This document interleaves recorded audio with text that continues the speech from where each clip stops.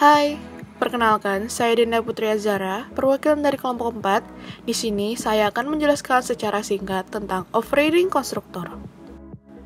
Konstruktor adalah sebuah metode yang namanya sama persis dengan nama kelasnya sendiri, yang berfungsi untuk memberikan nilai awal pada sebuah kelas ketika kelas tersebut dibuat dalam bentuk objek pada kelas lain. Sementara, overriding adalah subkelas yang memodifikasi tingkah laku dari superkelas yang diwariskan. Tujuan dari overriding adalah subkelas dapat memiliki tingkah laku yang lebih spesifik.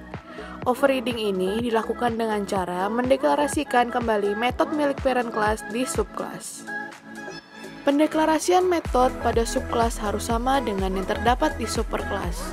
Yang dimaksud harus sama adalah yang pertama nama, yang kedua return type, dan yang terakhir adalah daftar parameter seperti jumlah, tipe, dan urutan.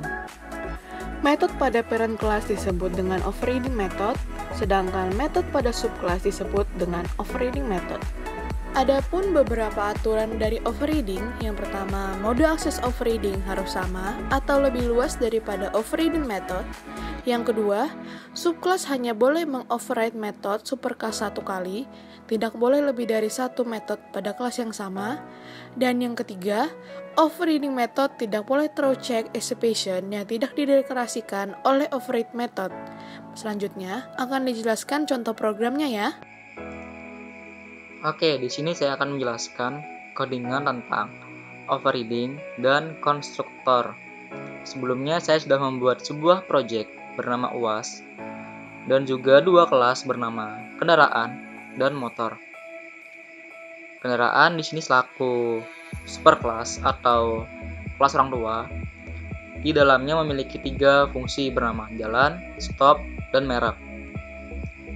Motor selaku subkelas atau kelas anakan. Untuk menggunakan overriding sendiri, kita perlu menurunkan fungsi dari superkelas ke dalam subkelas. Misalnya di kendaraan memiliki fungsi bernama jalan. Kendaraan ini bisa jalan. Lalu kita turunkan ke motor. Kita perlu mengetik nama fungsinya, misalnya jalan yang kita ingin turunkan. Habis itu kita ketik misalnya motor ini bisa jalan. Jadi overriding itu menurunkan sebuah fungsi yang dimiliki orang tua ke dalam subkelasnya atau kelas anakannya. Lalu coba kita run programnya. Pertama kita bikin sebuah metode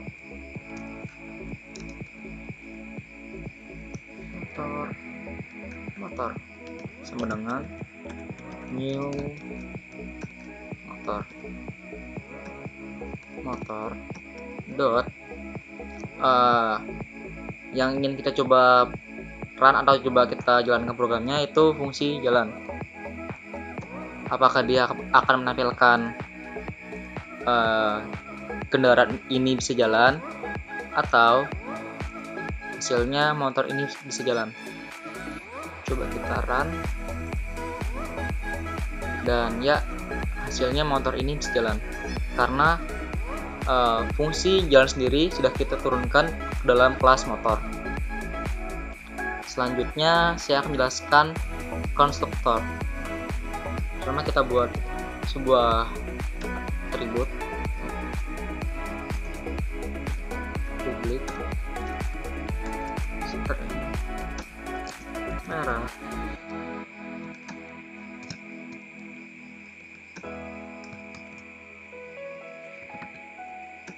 string warna. Lalu kita inisialisasikan dalam bentuk konstruktor.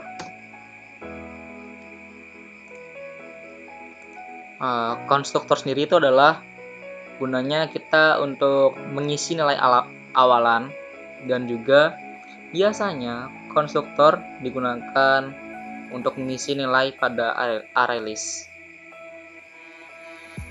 Oke, untuk penggunaan sendiri kita coba seperti ini. Pertama kita hapus dulu motor sama dengan new motor. Lalu kita isi nama atributnya. Misalnya mereknya Honda,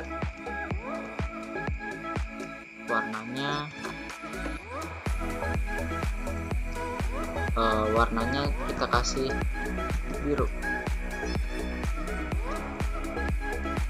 Lalu kita coba tampilkan hasilnya seperti apa. Nama, merek,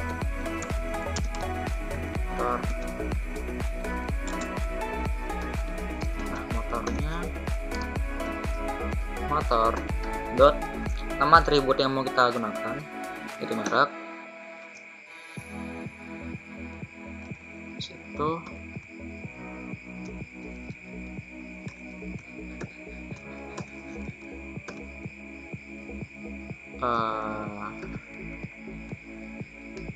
warna motornya, warna motor